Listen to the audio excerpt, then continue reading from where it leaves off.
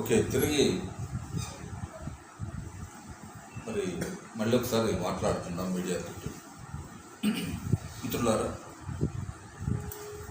Nellutla foundation ఈ నెల 19న వచ్చేటువంటి ఉగాది పర్వదిన సందర్భంగా ఉగాది పురస్కారాలు, పంచాంగ శ్రవణం, అదేవిధంగా కవి సమ్మేళనం ఒక 25 మందికి తక్కువ కాకుండా కవులను సమీకరించి ఆనాడు ఆహ్వానించి వారి చేత కవి సమ్మేళనం ఏర్పాటు చేయిస్తున్నాం.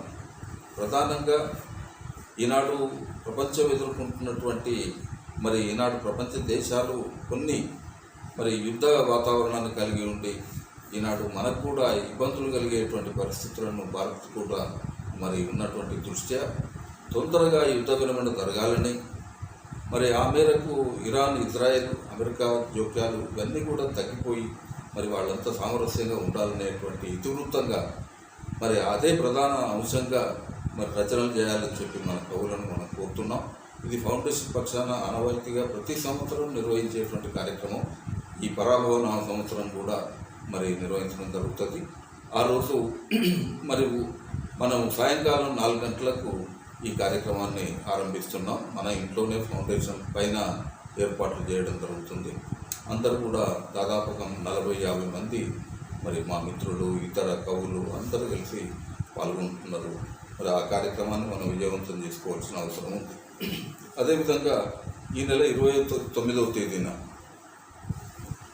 ముందే మనం ప్రకటించినటువంటి విధంగానే కాకినాడ కళాస్రవంతి వాళ్ళు ఇక్కడ ఆచమనం, తర్వాత చౌకీదార్ అనేటువంటి 2 నాటకాలను, సాంఘిక నాటకాలను ప్రదర్శిస్తున్నారు. 15 మంది నటులు, నటీమణులు ఈ కార్యక్రమంలో పాల్గొంటున్నారు. అద్భుతంగా ఉండేటువంటి ఈ కార్యక్రమాలను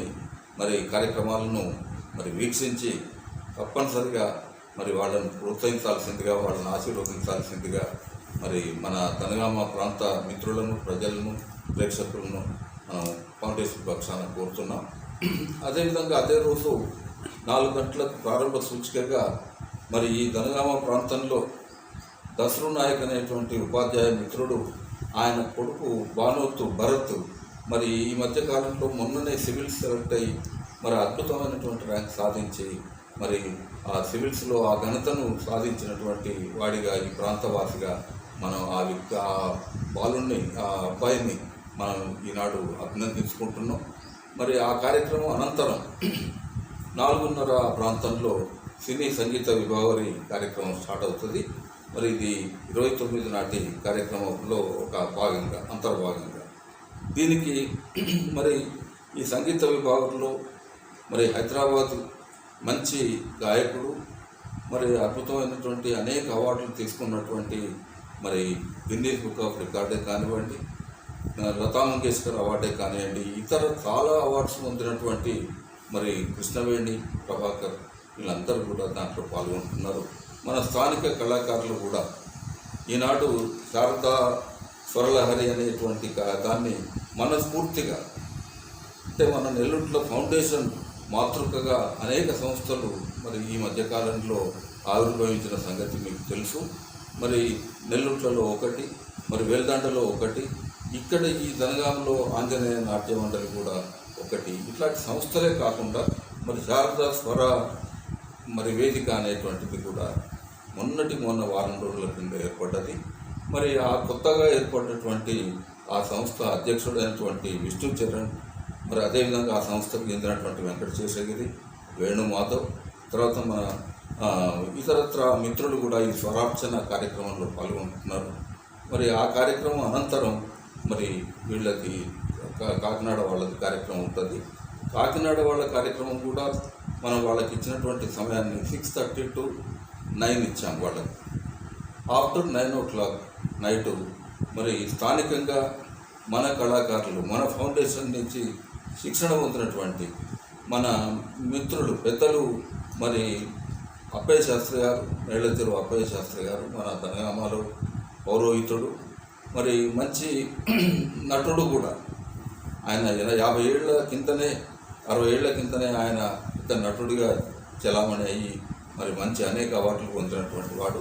మధ్యన కొద్దిగా ఈ కళారంగం వెనక్కి తగ్గడం వల్ల జనగామలో ఆ అవకాశం లేక మరి ఉన్నటువంటి పరిస్థితుల్లో మరి మన నెల్లుట్ల ఫౌండేషన్ ద్వారా తిరిగి వెలుగులోకి వచ్చి ఈనాడు అనేక కార్యక్రమాలు చేస్తున్న క్రమంలో మరి ఈనాడు రేపు మన 29th నాడు నైట్ లాస్ట్ ప్రోగ్రామ్గా మరి ఆయన ఆధ్వర్యంలో మనకు ఈ పడక సీన్ రాయబార ఘట్టంలో ఉన్నటువంటి శయన ఘట్టం అనేటువంటి దాన్ని తీసుకున్నాం. ఇందులో కృష్ణుడుగా మరి ఆయన నటిస్తున్నాడు. అదేవిధంగా అర్జునుడిగా ఇక మన రాసు గురించి మనం అనేకసార్లు చెప్పుకుంటాం. మరి ఆయన 1 సంవత్సరం క్రితం మరి నటనానుభవం అంతకుముందు ఎంత ఉన్నదో నాకు తెలియదు, కానీ ఆయన మనకు ఫస్ట్ ఆడిషన్స్కి మన దగ్గరికి వచ్చిన నాడే నేను చెప్పడం జరిగింది.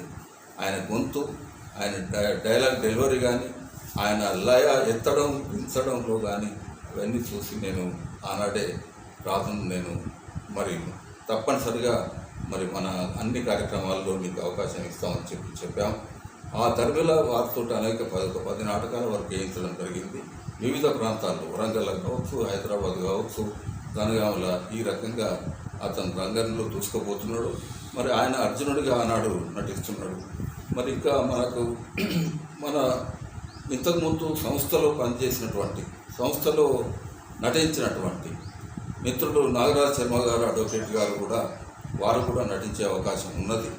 మరి ఈ ముగ్గురు కలిసి శయనఘట్టంలో మరి దాన్ని పండిస్తారు అని మరి మంచిగానే జరుగుతుంది కార్యక్రమాలు అనేది నేను అభిప్రాయపడుతున్నా.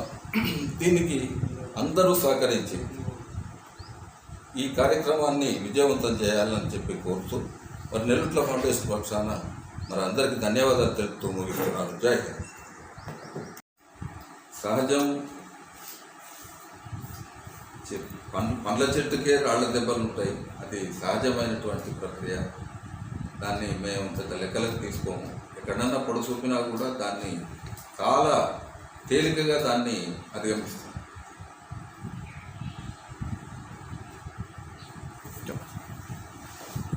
ఏ రకమైనటువంటి మీడియా మిత్రులకు నమస్కారం. నెల్లుట్ల ఫౌండేషన్ ప్రతిపాదించిన గణపతి మహత్యం వనపర్తి కళాభారతి సంస్థ వాళ్ళ నాటక సంస్థ వారిచే రేపు త్యాగరాయ గాన సభలో ప్రదర్శింపజేస్తున్న విషయం అందరికీ తెలిసిన విషయం. కళాకారులంతా సకాలంలో రేపు 4 గంటలకు అక్కడికి చేరుకుంటారు. 4 గంటలకు ప్రదర్శన ప్రారంభమవుతుందనేటువంటి విషయాన్ని కూడా గతంలో చెప్పి ఉన్నాము. అద్భుతంగా శిక్షణ పొంది ఫౌండేషన్ ద్వారా శిక్షణను ఇచ్చి వాళ్లకు మొట్టమొదటిసారిగా అవకాశం కల్పిస్తూ హైదరాబాదు మరి ప్రతిష్టాత్మకమైన ప్రపంచ ప్రసిద్ధిగాంచినటువంటి త్యాగరాయ గాన సభలో మన ప్రాంతం మన కళాకారులు మరి ఈ ప్రదర్శన చేయబోతున్నారు.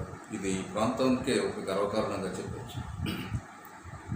మరి వచ్చినా కూడా దాన్ని ఎందుకంటే ఇక్కడ ఏదో నిస్వార్థంగా చేసేటువంటిది, ఎవరిని సహకారము అంటే వాళ్ళ ఆసక్తి మేరకు వచ్చి చేసేదే కానీ ఇక్కడ ఎవరిని ఆర్థిక భారం కల్పించడం కానీ ఏం లేదు. కాబట్టి ఎవరు దీంట్లో తక్కువ కాదు ఎక్కువ కాదు.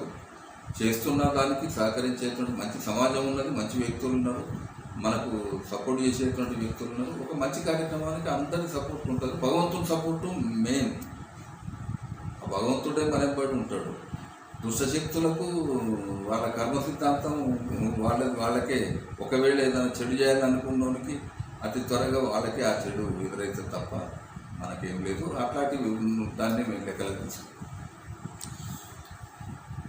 సహజంగా ఒక వ్యవస్థలో ఒకటి కొంచెం అభివృద్ధి చెందుతుంది అంటే కొంత అది గిట్టని వాళ్ళు కొన్ని కార్యక్రమాలు చేస్తుంటారు. సో వాటిని మనం ఏ విధంగా అర్థం చేసుకోవచ్చు? జనరల్గా గిట్టర్లేదు అంటే అసూయతోటే గిట్టారు, కానీ ఇక వేరే ఏముంటుంది? ఎదుటి వాళ్ళకు సంస్థకు పేరు వస్తున్నది అంటే మేము అది అసూయ ద్వారా వచ్చిందని అనుకోవచ్చు. అది సహజం, మానవ నైజం మనం అనుకుంటాం. అయినప్పటికీ అదే అటువంటి చిన్న చిన్న కారణాలు పెద్ద వాటిని